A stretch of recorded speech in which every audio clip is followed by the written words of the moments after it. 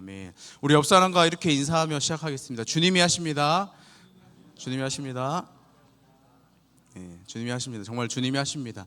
여러분, 이제 5월이 지나고 6월부터 지금 4주간 또 새로운 커리큘럼을 좀 이렇게 다루도록 할 예정인데, 특별히 기독교 세계관에 대하여서 4주간 이렇게 다뤄질 계획입니다. 여러분, 기독교 세계관에 대한 말은 들어봤죠? 세계관. 세계관이 뭐예요? 세계를 바라보는 관점. 하느님, 세상을 바라보는 관점. 그러니까 똑같은 걸 보고도 다르게 생각할 수 있어요. 똑같은 걸 보고도 다르게 판단할 수 있어요. 그 판단되어지고 다르게 생각되어지는 기준이 관점인 거죠. 예를 들어 우리가 이제 눈으로 같은 것을 보더라도 내가 이제 유치원 때 그런 활동 좀 했을 텐데, 셀로판지로 안경을 만드는, 그런 안경의 렌즈를 셀로판지로 만드는 거, 그러죠? 빨간색 셀로판지로 만든 안경, 노란색, 파란색 이렇게 같이 섞어서도 만들고. 그러면 그 안경을 쓰면 어떻게? 빨간 안경 쓰면 어떻게 돼요? 세상이 빨갛게 보이고, 노란색은 노랗게 보이고, 파란색은 파랗게 보이는. 와, 신기하다. 지금은 유치하지만 그렇게 활동했었던. 여러분, 세계관이 이와 같아요. 내가 안경을 쓰는 거예요. 그리고 어떤 렌즈를 끼느냐에 따라 같은 것을 보고도 다르게 보이는 거예요. 또 다르게 판단되어지는 것이죠. 그래서 여러분, 기독교 세계관이라는 것은 그 렌즈가 성경에 근거된 렌즈인 거예요. 그러니까 성경의 렌즈로 세상을 바라보는 관점이 이 기독교 세계관인 것이죠. 여러분, 기독교 세계관이 우리 안에 잡혀서 하나님이 말씀하여 주시고 우리를 부르신 세상의 빛이요 세상의 소금이라 말씀하여 주신 그 우리의 사명을 어떻게 우리가 살아갈 수 있을지, 우리가 어떻게 살아내면 좋을지, 이걸 우리 가운데 정립되어지는 시간이 되어졌으면 좋겠습니다. 그냥 세상이 말하는 것들로 우리를 채워가는 것이 아니라 성경이 말하는 것, 우리를 창조하신 하나님께서 우리에게 주신 계시의 말씀인 성경을 통하여서 세상을 바라보는 그 관점이 이 4주간에 더 길러지기를 원합니다. 특별히 오늘은 이 하나님의 주권에 대해서 좀 이렇게 주제 삼아 나누려 하는데요. 하나님의 주권이라는 것은 하나님의 주인 되심이에요. 왕이신 하나님의 통치와 능력이 우리의 삶에 어떻게 드러나는지에 대한 생각을, 그 관점을 우리가 어떻게 가져가야 될지에 대한 이야기입니다. 여러분들도 알다시피 지금 우리나라에서 가장 큰 이슈가 무엇입니까? 대통령 선거를 이제 사전투표도 이미 지나갔고, 돌아오는 화요일 날 대선 날이에요.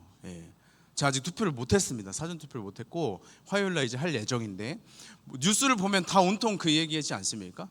우리가 관심이 없더라도 계속 이야기를 듣게 될 수밖에 없는 지금 이렇게 우리의 상황이에요.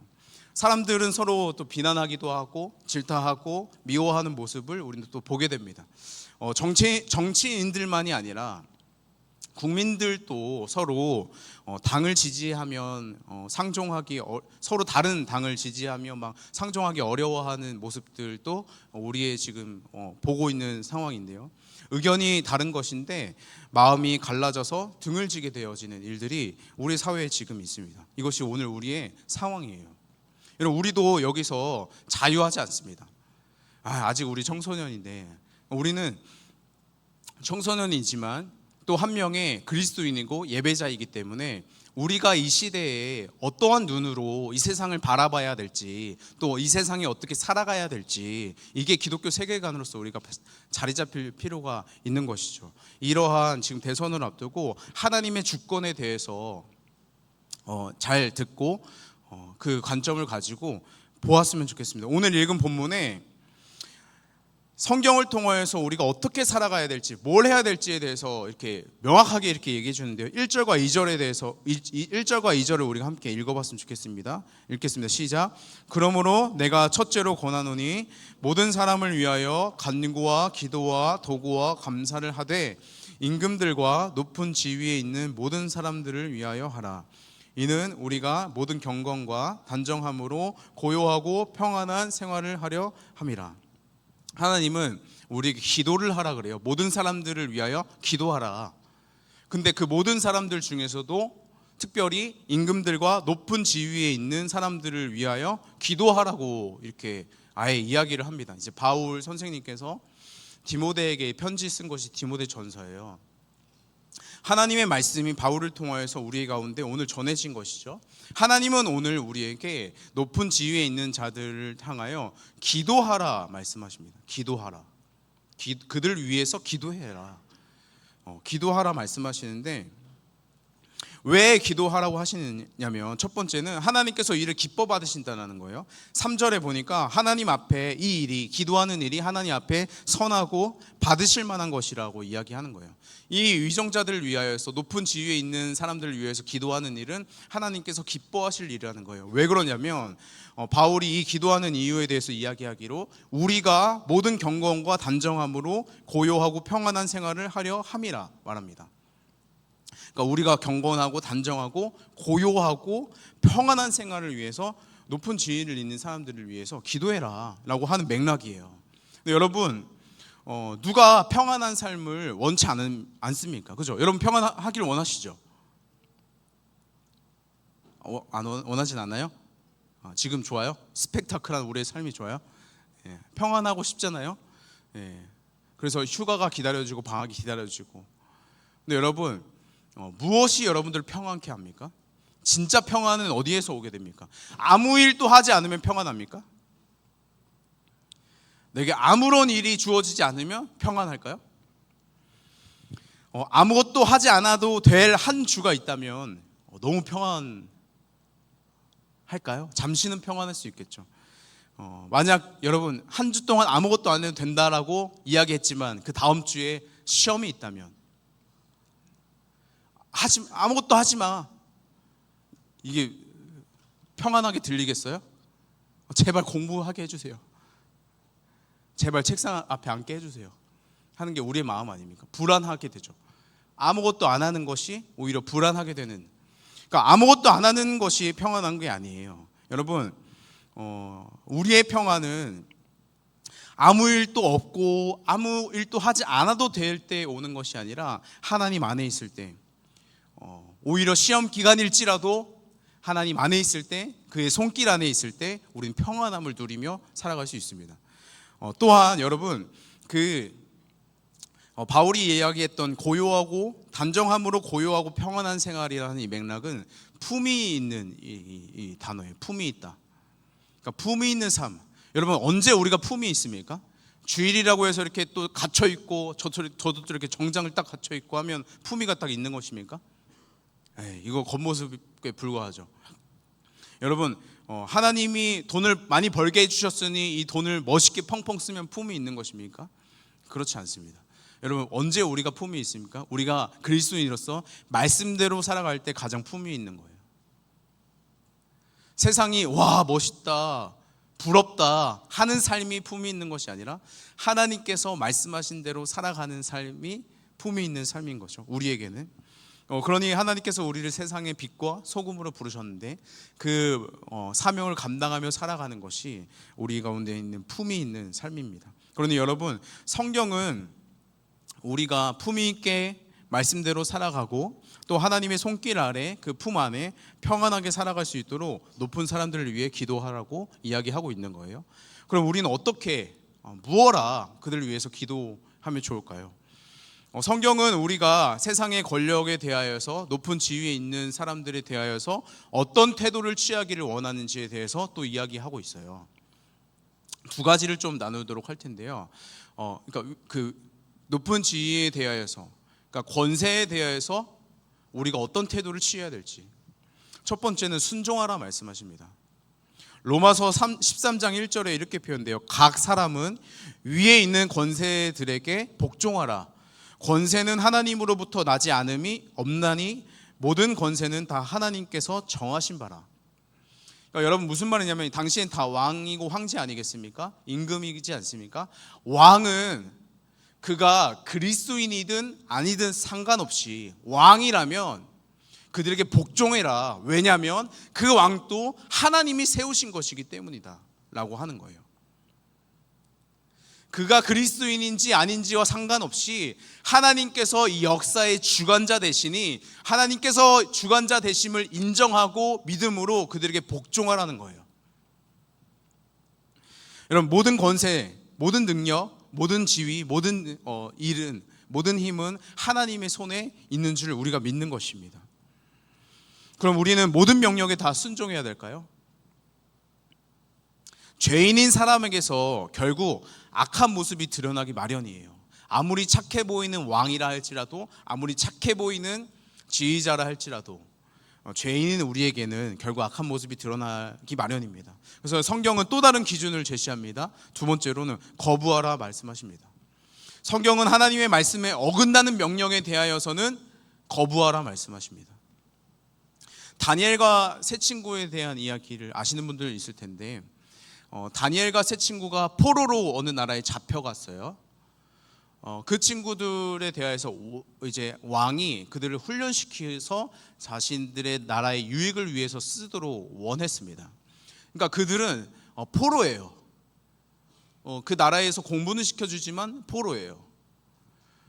그러면 왕의 말을 잘 들었어야 되는데, 왕이 어느 날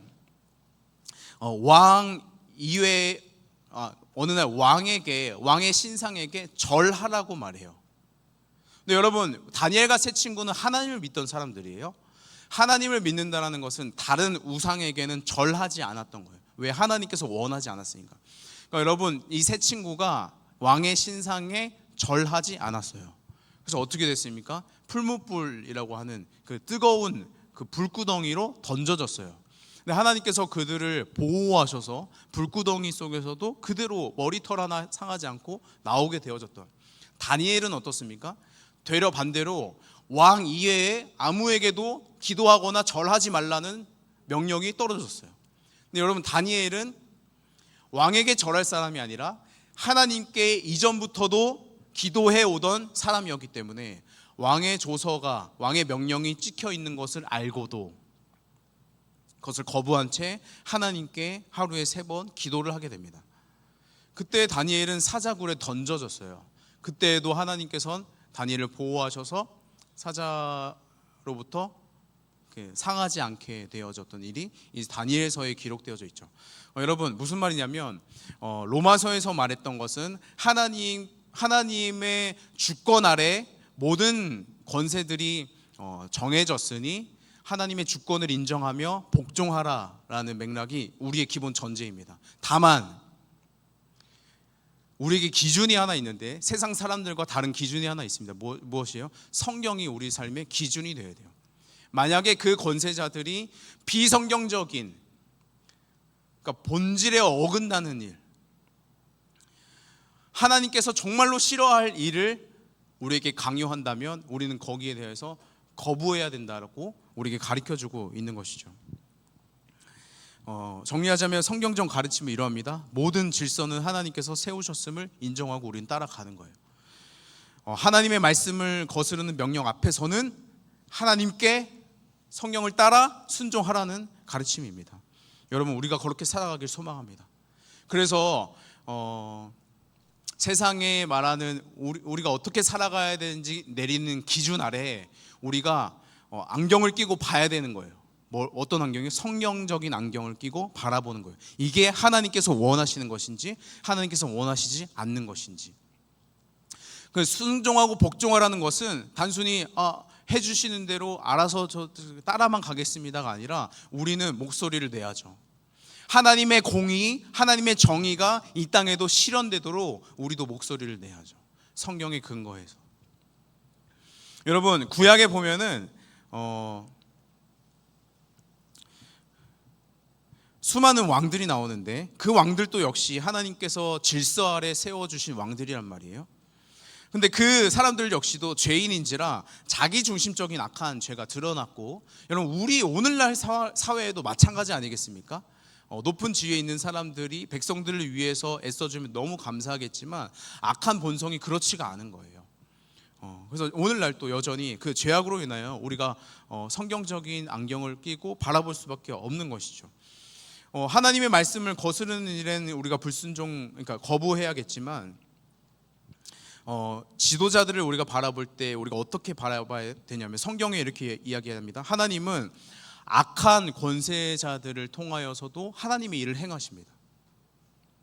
악한 왕을 통하여서도 하나님은 선으로 바꾸어 가시는 일을 우리는 알고 있어야 됩니다. 구약에 보면 이스라엘 백성들이 출애굽할 때 당시에 이제 애굽에 왕이 바로라는 왕이 있어요. 이제 애굽이 이집트거든요. 이집트의 파라오인 거죠. 파라오. 이제 파라오. 이제 같은 맥락. 우리 성경에는 애굽 그 바로라고 기록되어져. 그러니까 이집트의 파라오 왕인 것이죠. 그러니까 하나님께서 모세를 통하여서 이스라엘 백성들이 이제 여기 노예 생활 말고 출애굽을 시켜야겠다.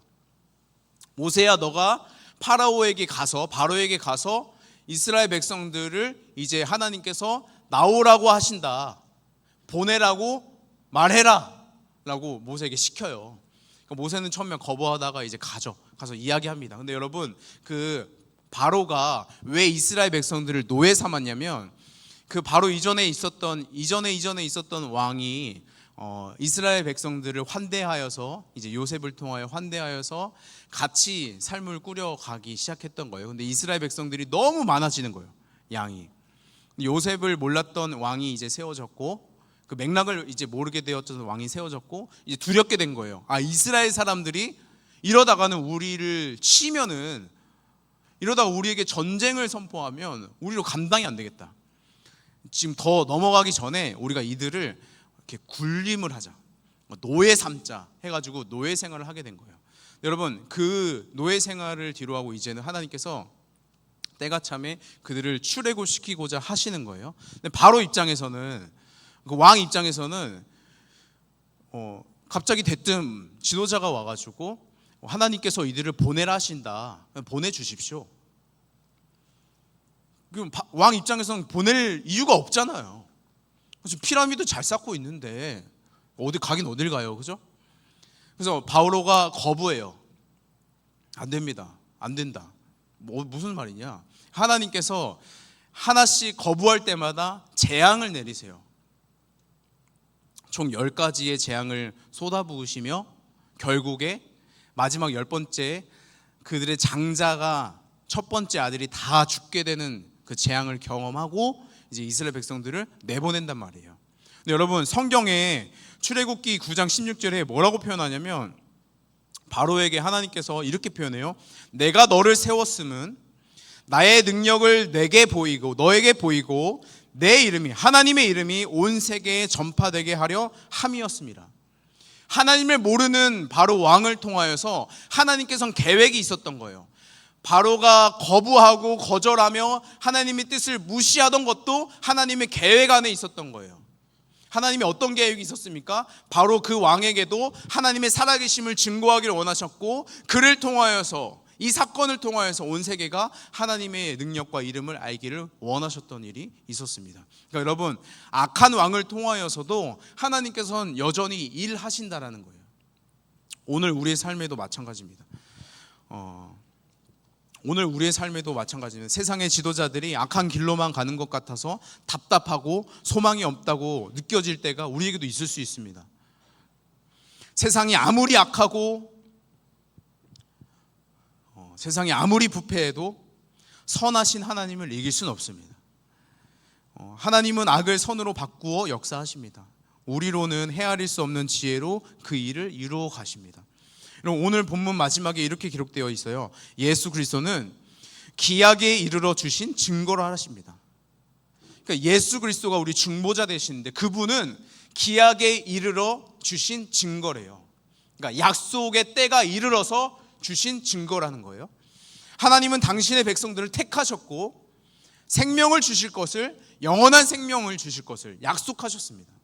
그러니까 메시아가 그들 가운데 올 것을, 그들의 진정한 왕이 올 것을 약속하신 거예요. 그리고 때가 참에 예수님이 십자가에서 죽으심으로 대속물이, 우리의 대속물이 되어주셨습니다. 우리의 죄를 대신하여 죽으신 그 사건이 십자가에서 되어진 것이죠. 여러분, 사단은 어떤 마음으로 예수님을 십자가에 못 박아 죽었습니까? 하나님의 아들을 죽여버리자, 하나님의 아들이 더 이상 사람들을 현혹하지 못하도록, 아무런 힘이 없다라는 것을 우리가 보여주자 하고 그를 죽인 거예요. 근데 여러분, 사단은 생각하지 못했습니다. 예수님이 그 죽으심으로 우리의 죄를 사하고 부활하심으로 영원한 생명을 우리 가운데 주시고자 하시는 하나님의 그 놀라운 지혜를 사단은 몰랐어요. 사단의 그 악한 계략을 통하여 하나님께서는 선으로 바꾸어 가신 일이 하나님의 지혜가 이 십자가에서 드러나는 것입니다. 근데 여러분, 그러니 여러분, 세상이 아무리 악해도 우린 절망할 이유가 아닙니다. 세상이 아무리 어두워도 낙심할 이유가 아닌 거예요. 악하고 어두울수록 우리가 해야 될 건 뭐예요? 낙심이 아니라, 절망이 아니라 기도인 것이죠. 뭐라 기도해야 됩니까? 하나님, 하나님의 일을 행하여 주옵소서. 선하신 그 계획을 이루어가 주시옵소서. 하나님의 완벽한 때에 하나님의 선하신 뜻을 이루어가 주시옵소서. 이러한 기도로 하나님께 엎드려야 되는 것이 우리의 태도인 것이죠. 우리는 지도자들이 안 좋은 모습이 보일 때 그 뒤에 있는 그보다 크신 하나님을 보아야 될 줄 믿습니다. 그러한 눈이, 그러한 렌즈가 우리 가운데 있기를 원합니다. 사랑하는 성림 청소년부 여러분, 세상은 죄로 인하여 이미 망가져 있고 우리도 역시도 죄인입니다. 사람은 연약하고 실수하고 넘어집니다. 하지만 선하시고 강하신 하나님은 지금도 우리를 다스리고 계십니다. 하나님은 오늘 우리에게 기도하라 말씀하시는 거예요. 우리는 구체적으로 무엇을 위해 기도하면 좋겠습니까? 하나님, 이 나라의 지도자들을 통하여서 하나님의 일을 행하여 주옵소서. 악하고 거짓된 법이 세워지지 않도록 하나님 보호해 주옵소서. 이 사회에 하나님의 공의와 정의가 세워지도록 주님 역사하여 주시옵소서. 하나님의 뜻이 하늘에서와 같이 이 땅에서도 이루어지도록 주 아버지 인도하여 주옵소서. 여러분, 사람을 의지하지 마시길 바랍니다. 하나님은 지도자들을 응원하라 하지 않으셨어요. 그들을 응원하라 하지 않으시고 기도하라 하셨습니다. 그것은 하나님의 주권을 인정하고 하나님을 의지하라는 말씀이에요. 진짜 왕이신 하나님을 의지하시길 바랍니다. 이제 세상을 바라볼 때 낙심과 절망보다도 하나님께서 하실 일을 기대하며 기도하는 저와 여러분들 되시기를 간절히 소망합니다. 여러분, 결국 주님이 하십니다. 우리 같이 찬양하고 기도했으면 좋겠는데요. 예수 하나님의 공의라는 찬양이에요. 공의, 하나님의 정의가 이 땅 가운데 임하여지기를 간절히 원합니다. 우리에겐 없지만 하나님께서 하늘의 공의를 우리에게 주실 때에 우리가 그것을 누리게 될 줄 믿습니다. 같이 찬양하겠습니다. 예수 하나님의 공의,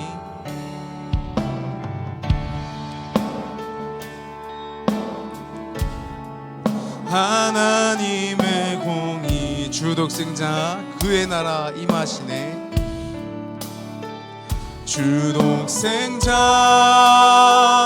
그의 나라 임하시네. 예수 제물이 되신 주, 예수 제물이 되신 주, 영광 중에 그의 나라 임하시네. 영광 중에 그의 나라 임하시네. 주의 나라 영원하며, 주의 나라 영원하며 그의 영광 무궁하리. 왕의 위엄과 능력이 이제 임하였으. 주의 주권과 주의 통치와 주의 주권과 주의 통치, 주의 나라 힘과 권세에 임하기를 원합니다.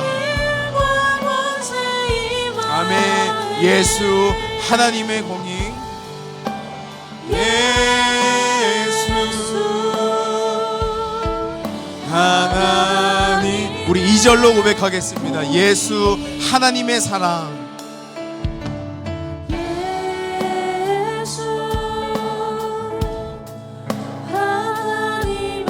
주 은혜와 말씀으로 나타났네.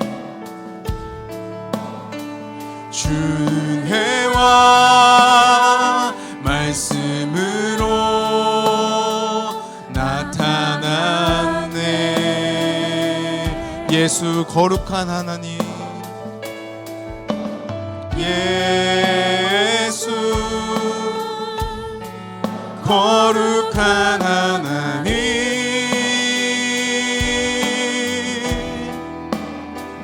영광 중에 그의 나라 임하시네. 주의 나라 영원하며,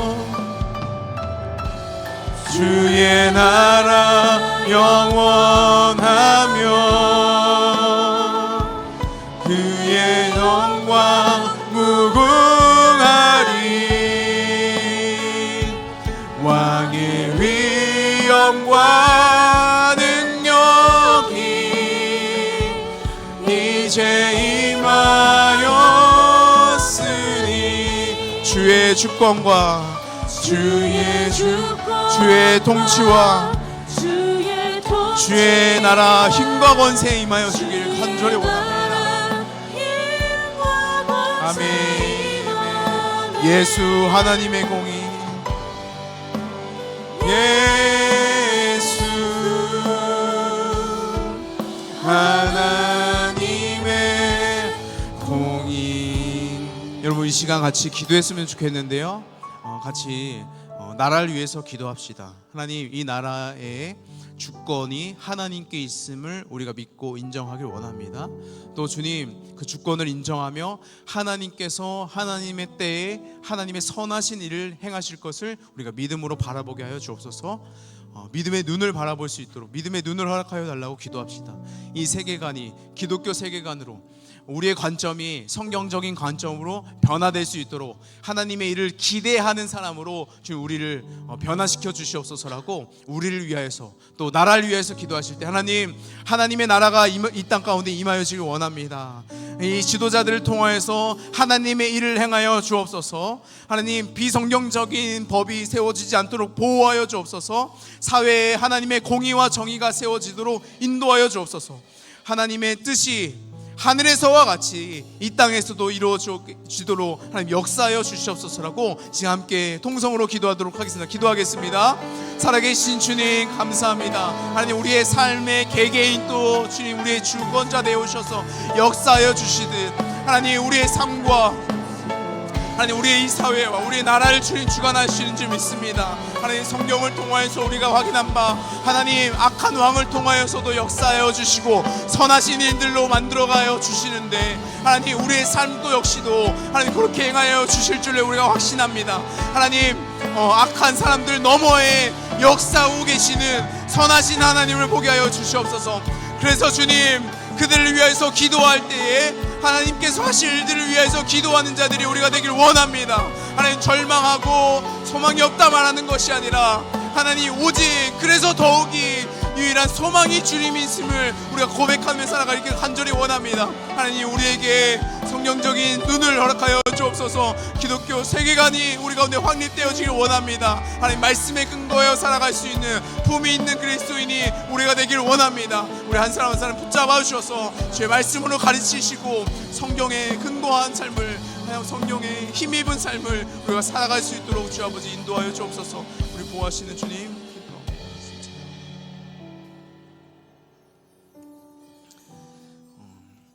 하나님, 우리의 삶과 우리의 가정과 이 사회와 우리의 나라, 이 세상 모든 만물을 하나님께서 만드셨고 주관하시고 주권자 되시는 줄을 우리가 믿습니다.